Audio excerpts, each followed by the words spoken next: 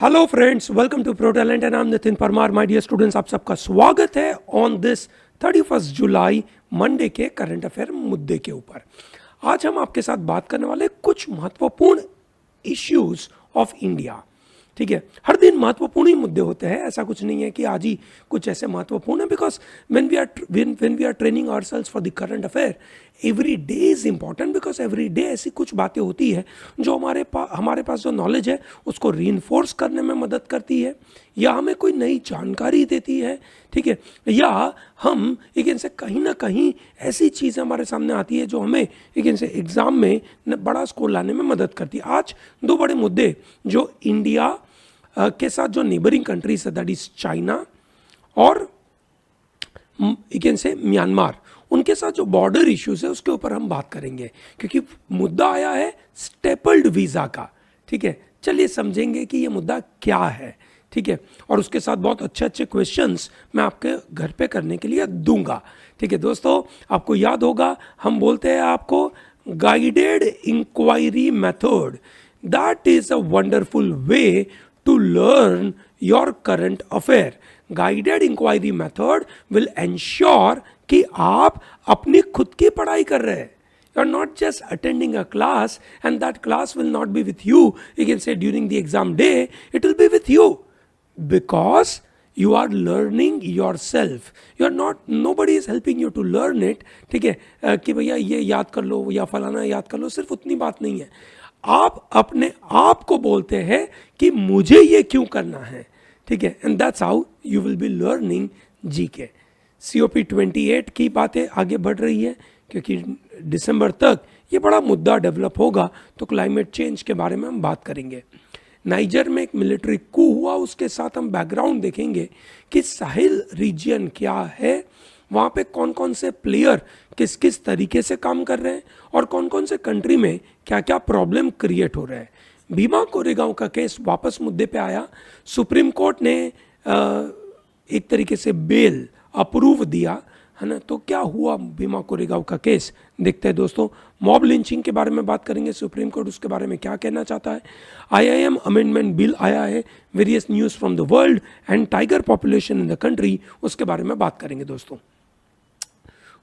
India और China के बीच में काफ़ी बड़ा प्रॉब्लम है। Primarily the problem is about the border, there are border disputes happening. तो सबसे पहला क्वेश्चन आपके लिए चालू हो जाता है, that is India China border की लेंथ कितनी है। ठीक है, और ये पहला सवाल। दूसरा, कौन कौन से इंडियन स्टेट्स के साथ चाइना की बॉर्डर इनसे से कनेक्ट होती है। समझ में आया दोस्तों, दो सवाल आपको। ग्रेट, इंडिया चाइना बॉर्डर की लेंथ कितनी है, और नंबर 2, कौन से स्टेट्स की बॉर्डर चाइना के साथ मैच होती है। दोस्तों, जो न्यूज़ अभी आपके सामने आया है, दैट अगेन से कुछ एथलीट्स थे जो चाइना में पार्टिसिपेट करने जाने वाले थे, है ना। कुछ एथलीट थे, दैट इज टोटल 12 मेंबर की टीम थी। They were going to participate in world university games in Chengdu. ठीक है, वो जाने वाले थे। उनमें से there were few athletes were from Arunachal Pradesh. ठीक है, तो उन्होंने जब वीज़ा की मांग करी, तो चाइना ने बोला we are not giving you visa because you are part of China, will be giving you a stapled visa. एक कागज़ पे हम आपको सिक्का मार के दे रहे हैं। 3 एथलीट थे ऐसे, है ना। कौन सी गेम के प्लेयर थे ये? वुशु प्लेयर थे, है ना। क्या प्लेयर थे ये? वुशु प्लेयर थे। तो इन्होंने जो डिमांड करी, मतलब इन्होंने जो वीज़ा मांगा, उसके सामने चाइना ने बोला कि नहीं, हम तो ये स्टेपल्ड वीज़ा देंगे। ना what is the meaning of stapled visa? Stapled visa का मतलब हो गया कि आपके पासपोर्ट के ऊपर चाइना तप्पा मार नहीं रहा है। चाइना ये बोलता है दैट अरुणाचल प्रदेश मेरा है and therefore if you want to come in my country you do not need any kind of visa. Okay, that is a meaning and therefore India ने कहा दिस इज अनएक्सेप्टेबल, है ना, this is unacceptable. और इसकी वजह से India ने इन लोगों को पार्टिसिपेट करने से मना कर दिया, that we are not participating in this particular game. दोस्तों, समझ में आया मुद्दा? ठीक है, अब पहला मुद्दा तो हो गया लेंथ और कौन से स्टेट्स के साथ कनेक्टेड है। इंडिया चाइना बॉर्डर के अलग अलग से नाम है। एक है मैक मेहॉन लाइन, क्या नाम है भैया, मैक मेहॉन लाइन, ठीक है।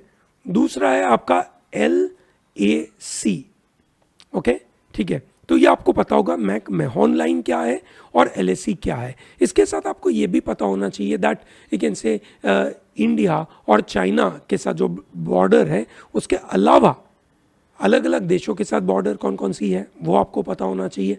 तो चलिए एक और जीके का सवाल आप बता दीजिए कि इंडिया का सबसे लंबा बॉर्डर कौन से कंट्री के साथ है। इंडिया का सबसे लंबा बॉर्डर कौन से कंट्री के साथ है, ठीक है, चलो बढ़िया। तो आपको याद होगा कि हमारे national security adviser Ajit Doval met Chinese diplomat Wang Yi in Johannesburg. BRICS की नेशनल सिक्योरिटी एडवाइजर में है ना मीटिंग हो रही है जोहानिसबर्ग साउथ अफ्रीका के अंदर, वहाँ पे ये दोनों मिले थे।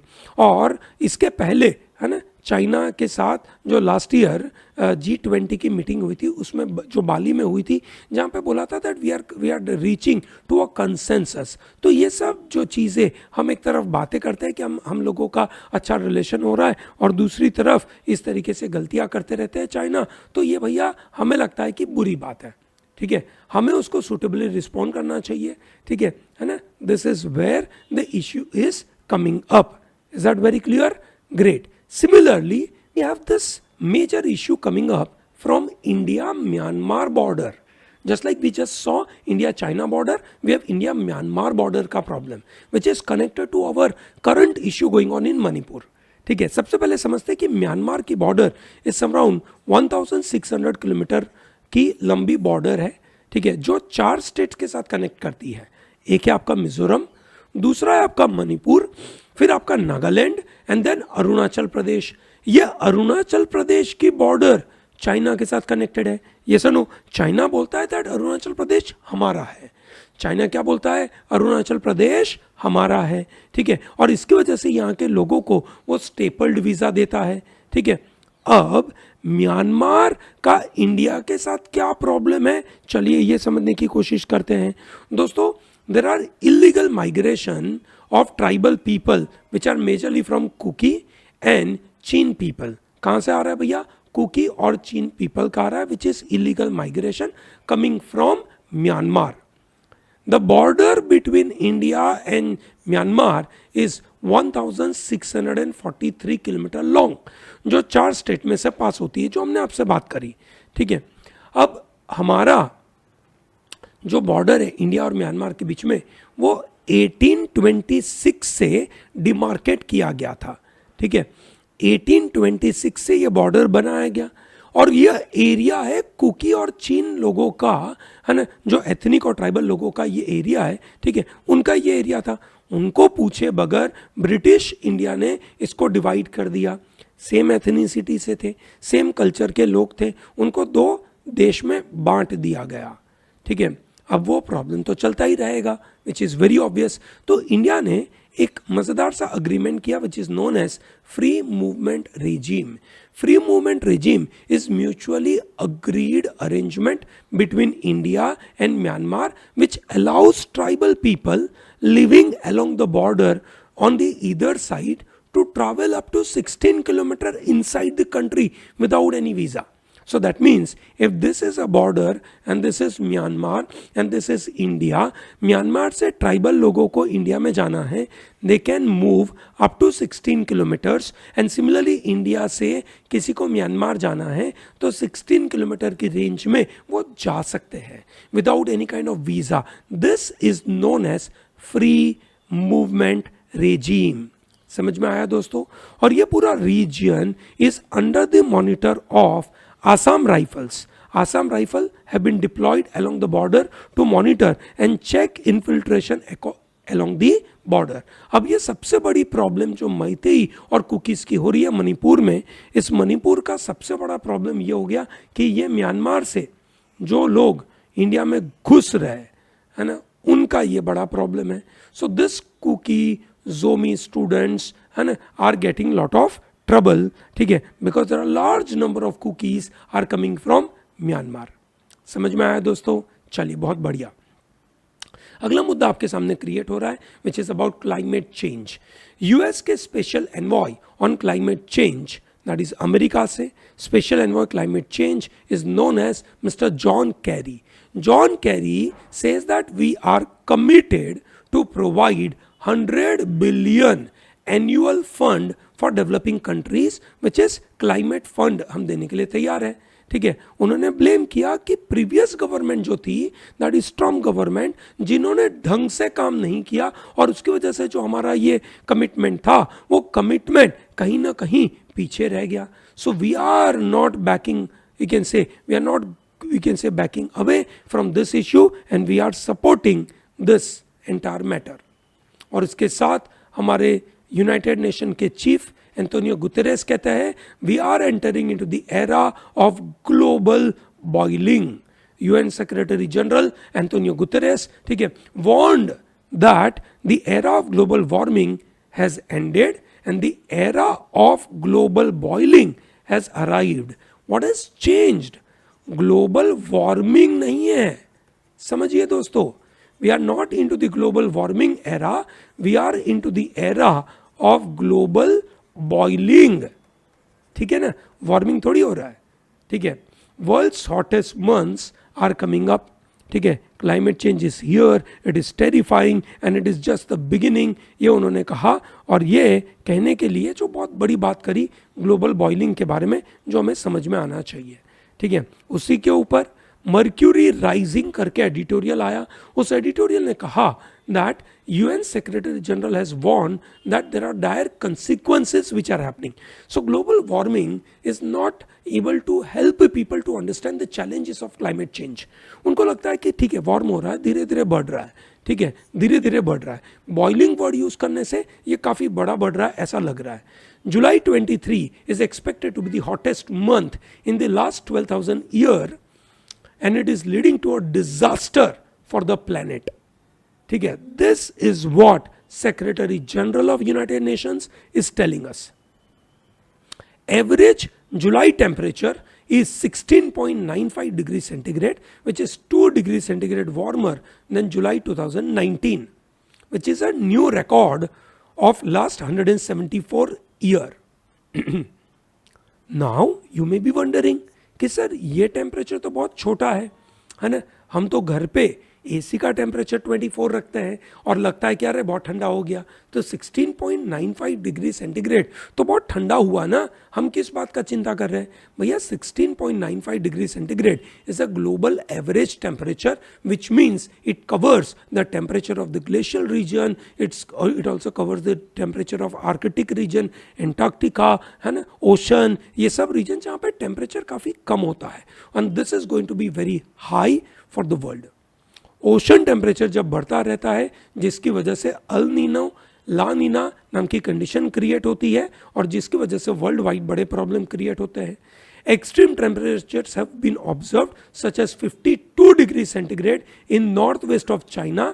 ठीक है, ग्रीस में वाइल्ड फायर हो रहे हैं और यूएस में इंटेंस हीट हो रही है। So this are some of the big problems we are facing. Guterres urged that dramatic and immediate climate action is required to limit this global temperature rise to 1.5 degree, otherwise we will have a worst impact।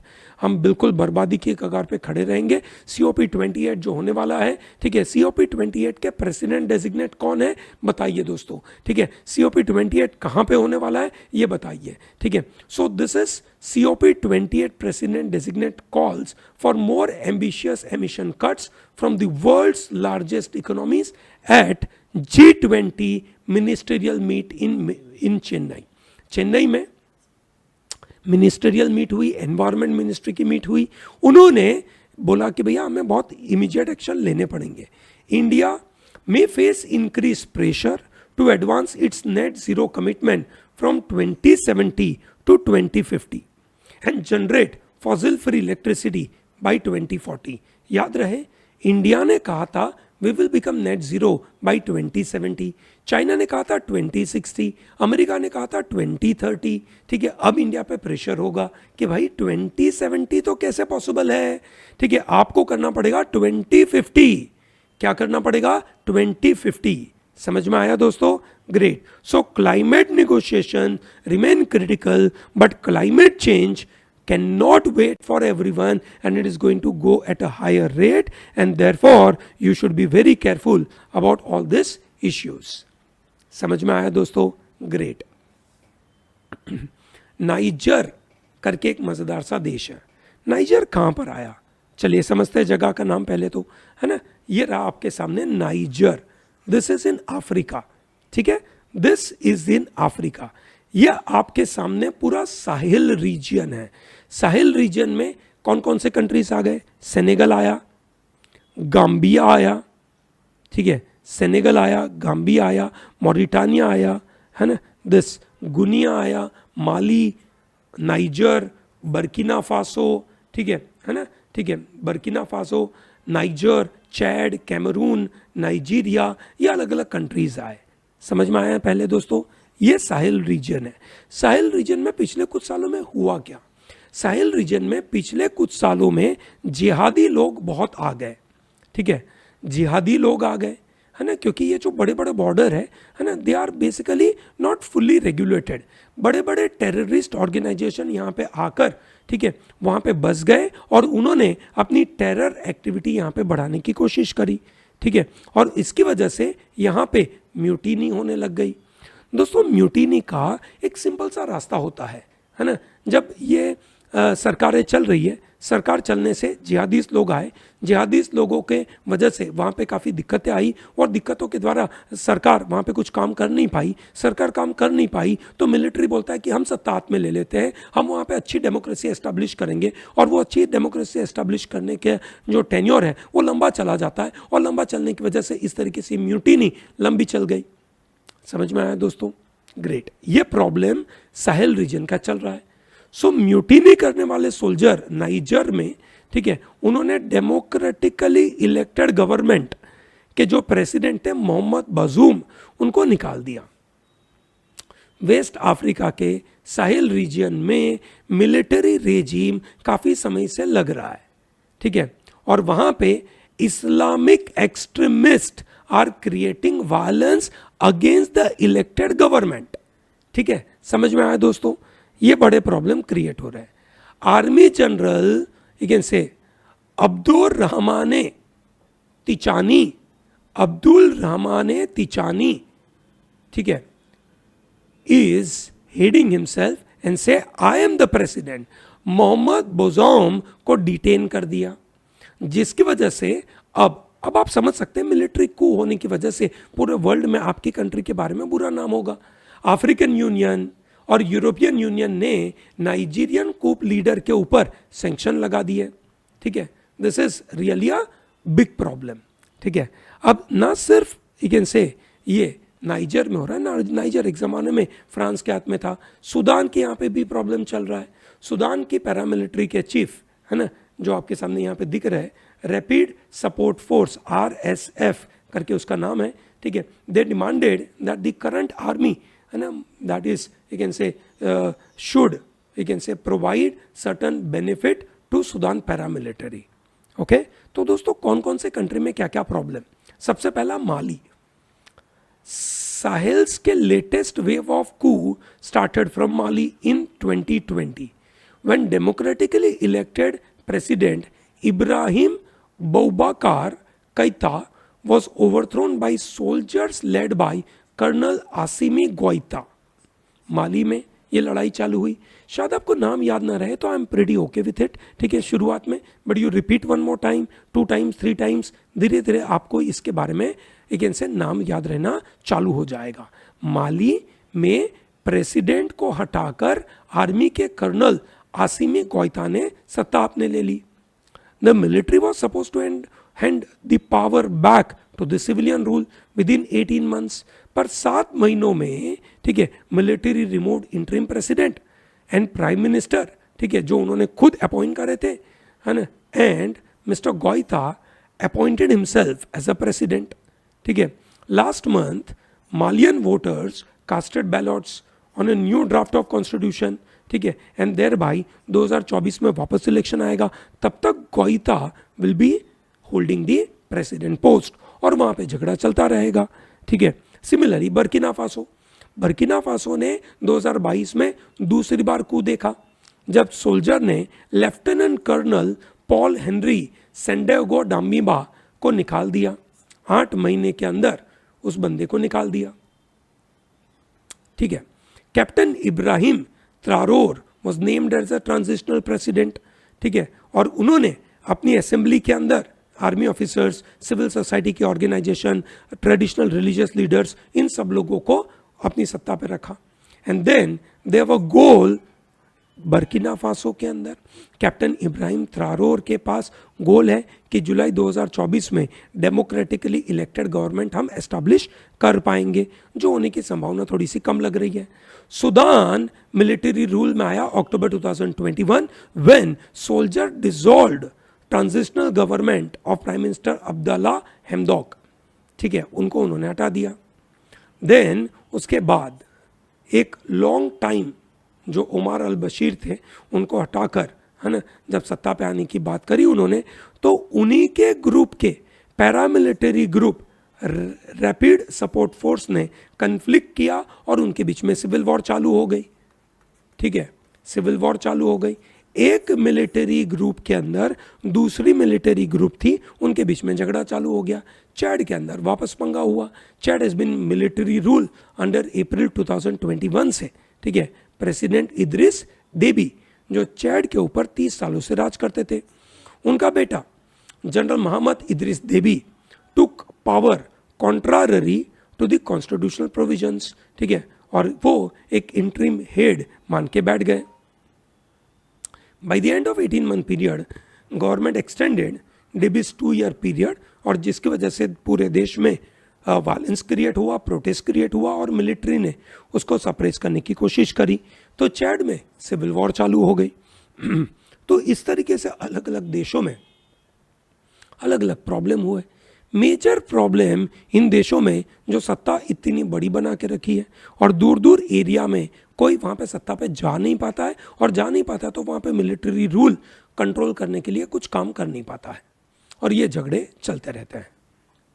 Supreme court का एक महत्वपूर्ण case, बिल्कुल ध्यान से समझिएगा दोस्तों, this is known as Bhima Koregaon case, ठीक है।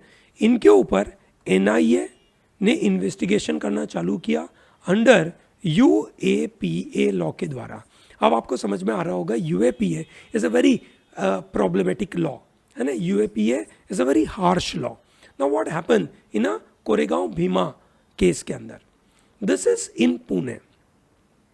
भीमा कोरेगांव, ठीक है, का एक मीटिंग हुआ था, ठीक है, समराउंड इन 2018, ठीक है ना। प्राइमरली एक 2018 जनवरी में, 1 जनवरी प्राइमरली 31 दिसंबर 2017 में पुणे में एक कॉन्क्लेव करी जाती है भीमा कोरेगांव केस के लिए, विच इज नोन एज यलगार परिषद। यलगार परिषद रिमेंबर्स कि भैया ये जो इवेंट हुई थी 31 दिसंबर 2017 में, ठीक है, वो उसके करीबन 1917 मतलब 1817 का महत्वपूर्ण केस था, जहाँ पे एक वॉर हुई थी which was Anglo Maratha war. उस एंग्लो मराठा वॉर में ब्रिटिशर जीत जाते हैं, और ब्रिटिशर जीतने की वजह से ब्रिटिशर को सपोर्ट करने वाले जो लोग थे दलित, ठीक है, उन लोगों ने ये वॉर जीती, और इसकी वजह से हर साल इस पर्टिकुलर तारीख को ये लोग सेलिब्रेट करते थे। जब यहाँ पे सेलिब्रेशन के लिए इकट्ठा हुए 2017 में पुणे में, तो वहाँ पे एक छोटा सा एक ऐसे वायलेंस क्रिएट हो गया। वायलेंस हुआ तो ये वायलेंस किसकी वजह से हुआ, तो उन्होंने कहा कि ये जो दलित लोग थे वो माओइस्ट के साथ कनेक्टेड थे, और इसकी वजह से ये लोग टेररिस्ट है, और इसकी वजह से इनको पकड़ के जेल में डालना चाहिए। तो जो एक्टिविस्ट थे सुधा भारद्वाज, वरा राव, गौतम नवलखा, है ना, वर्नोन गोंसाल्वेस जो आपके सामने दिख रहे हैं, ठीक है, उन लोगों को पकड़ के जेल में डाल दिया। अब ये लोग कौन थे? ये थे एक्टिविस्ट, कोई तो बड़ी बड़ी यूनिवर्सिटी के प्रोफेसर थे, ठीक है, कुछ बड़े फेमस एक्टिविस्ट थे जो यूएसए में कुछ काम करते थे, फिर वापस इंडिया में आ गए, ठीक है। तो इस तरीके से ये लोग काम करते थे। यूएपीए के द्वारा इनको पकड़ के, है ना, एनआईए ने जेल में डाल दिया, टेरर एक्ट करके उनको जेल में डाल दिया, ठीक है। अब इनको बेल चाहिए थी, ठीक है, और सुप्रीम कोर्ट के पास इनकी बातें पहुंची। याद रहे 2018 से उनको पकड़ के जेल में रखा, वी आर सिटिंग इन 2023, और अभी तक उनको जेल में डाला हुआ है। बहुत सारे लोगों को उसमें से छोड़ भी दिया है, और सुप्रीम कोर्ट ने कहा कि अरे किसी के पास सिर्फ लिटरेचर है वायलेंस का, इसकी वजह से हम उनको टेरर एक्ट नहीं बोल सकते, इनको छोड़ देना चाहिए, बेल दे देनी चाहिए, ऐसा उन्होंने कह दिया। साथ में सुप्रीम कोर्ट के पास एक महत्वपूर्ण मुद्दा पहुंचा, विच इज अबाउट मॉब लिंचिंग। दोस्तों आपको पता होगा मॉब किस तरीके से काम करता है। मॉब का कोई ऑर्डर थोड़ी होता है, मॉब तो कुछ भी गलत काम कर लेगा, किसी को भी पकड़ के जेल मतलब मार डालेगा। तो मॉब लिंचिंग एक बुरी परेशानी है। आज से करीबन 5 साल पहले सुप्रीम कोर्ट ने तहसीन पूनावाला केस के अंदर जजमेंट दिया था और कुछ गाइडलाइन दी थी कि सरकारों को मॉब लिंचिंग और विजिलेंटिज्म के ऊपर क्या करना चाहिए, ठीक है दोस्तों, ये ध्यान रहे, इन वर्ड्स के मतलब आपको पता होने चाहिए, ठीक है, क्या करना चाहिए, उसके लिए गाइडलाइन दी थी। वो गाइडलाइन सरकारों ने किस तरीके से अप्लाई करी, उसके बारे में सुप्रीम कोर्ट ने उनसे पूछा, 6 स्टेट्स को पूछा और सेंट्रल गवर्नमेंट को पूछा कि किस तरीके से आप इन प्ली के सामने रिस्पॉन्ड करते हैं। अभी तक there are only 3 states which is Manipur, West Bengal और राजस्थान ने इसके ऊपर लॉ बनाए हैं, बाकी किसी ने लॉ नहीं बनाए हैं। और ये मॉब लिंचिंग की बड़ी बातें है ना पूरे देश में चल रही है। विक्टिम्स को कैसे प्रोटेक्ट करना, पिटिशनर को कैसे प्रोटेक्ट करना, इसके बारे में बातें होनी चाहिए, ऐसा सुप्रीम कोर्ट ने कहा था तहसीन पूनावाला केस के अंदर। आईआईएम के लिए 2017 में आईआईएम को ऑटोनोमस बनाने के लिए एक नया लॉ बनाया गया, जिसके द्वारा आईआईएम्स, ठीक है, बिकेम ऑटोनोमस।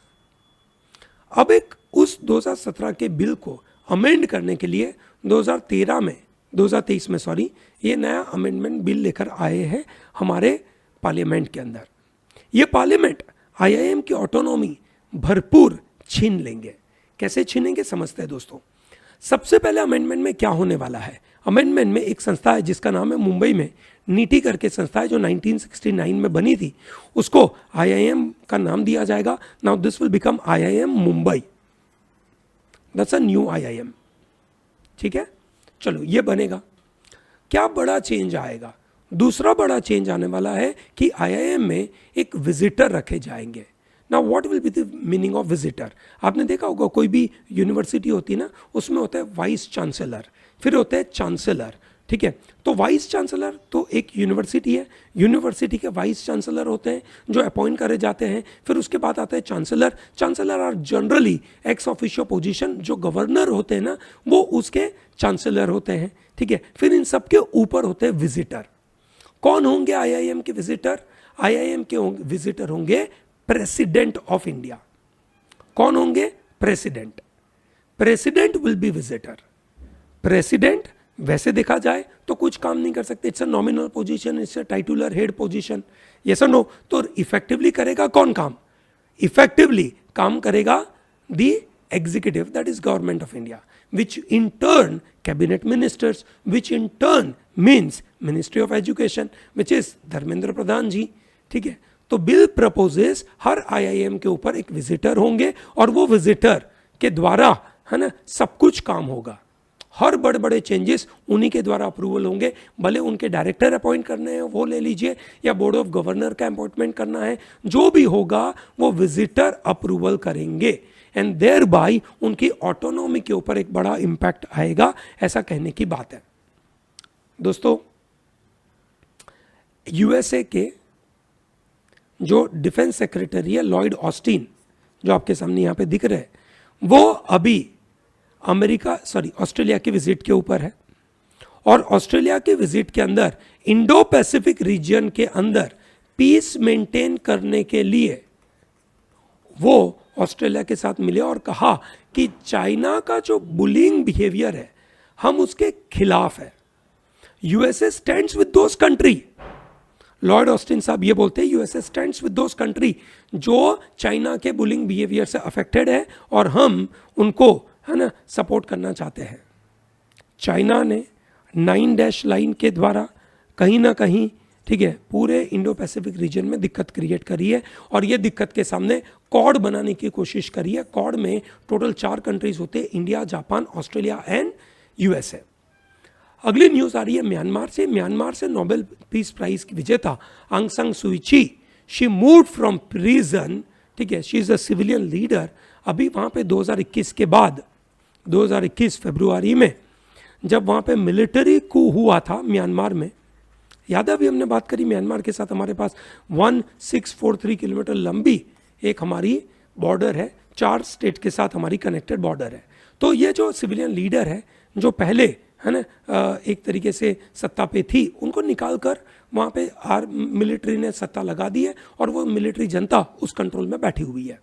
आंग सान सू की को प्रिजन से निकाल कर गवर्नमेंट सिस्टम में लेकर आए गए हैं, ठीक है। अब देखते हैं क्या होगा इनके साथ आगे, तो आगे वाला समय ही बताएगा। सिंगापुर की न्यूज़ हम लेकर आए आपके लिए। सिंगापुर ने एक एग्जीक्यूशन किया, दैट इज वुमेन का, जो आपके सामने ये वुमेन दिख रही है, ठीक है, उसका नाम है सारी देवी जमानी, ठीक है। उनको एग्जीक्यूट किया। 45 ईयर ओल्ड लेडी थी। 2018 में उनको, है ना, 31 ग्राम्स ऑफ प्योर हीरोइन उनके साथ पकड़ा गया था। And they are very strict about the laws in Singapore. उन्होंने इसके पहले एक, है ना, मोहम्मद अजीज हुसैन को उन्होंने एग्जीक्यूट कर दिया था, ठीक है, 2 दिन पहले। तो ये सिंगापुर ने इनको एक से कैपिटल पनिशमेंट दे दी है। There are many countries in the world including India जो ड्रग ट्रैफिकिंग के लिए, ड्रग रिलेटेड क्राइम्स के लिए डेथ पेनल्टी देते हैं। इंडिया भी डेथ पेनल्टी देता है, ठीक है। तो ये सारी देवी से जमानी को, है ना, 2018 में इनको पकड़ा गया था, ठीक है। एंड ये 19 साल के बाद पहली बार कोई फीमेल को इन्होंने इस तरीके से सजा दी है। ऑस्ट्रेलिया का न्यूज़ वापस हम आपके साथ बात कर रहे हैं। डिफेंस सेक्रेटरी लॉयड ऑस्टिन जो ऑस्ट्रेलिया में थे, उन्होंने हेल्प करने की मदद करी ऑस्ट्रेलिया को कि हम गाइडेड मिसाइल मदद करेंगे। ताइवान को 345 मिलियन मिलिट्री एड पैकेज दे रहे हैं, क्योंकि ताइवान और चाइना का बड़ा पंगा, चाइना बोलता ताइवान हमारा ही है। और हिजबुल्लाह के चीफ, एक मिलिटेंट ऑर्गेनाइजेशन है हिजबुल्लाह, हसन नसरल्लाह ने ऑर्गेनाइजेशन ऑफ इस्लामिक कंट्रीज को अर्ज किया है कि भैया जो भी कुरान के डेसेक्रेटर है उनको पनिश करना चाहिए। एक firm, decisive, unequivocal message countries को देना चाहिए, नहीं तो दिक्कत हो जाएगी। आपने देखा होगा स्वीडन ने एक बड़ी गलती करी थी, उस गलती के खिलाफ पूरे वर्ल्ड में ये बातें चल रही है, ठीक है। जो बैटल ऑफ करबला की वजह से ये जो मुहर्रम मनाया जाता है, उसी मुहर्रम के दिन उन्होंने ये मैसेज स्प्रेड किया था। I hope this is very clear to everyone. चलिए, great. So with this I am completing the module. I think there is one more module left. Yes, there is one point left which is about tiger population, ठीक है। वो India में tiger का population है 3682 का number है। That's a new number for tiger population. ये number बिल्कुल याद रखना। सबसे ज़्यादा टाइगर का population is there in MP, ठीक है, okay, that is in MP. ये बिल्कुल याद रखना। मध्य प्रदेश में सबसे बड़ा एक से टाइगर का पॉपुलेशन है, ओके। उसके बाद नंबर 2 पे आता है कर्नाटका, नंबर 3 पे आता है Uttarakhand, and then Maharashtra, okay. ये याद रखिएगा। चलिए, great. So with this I am closing this module. Thank you very much for joining with me and all the best for your preparation.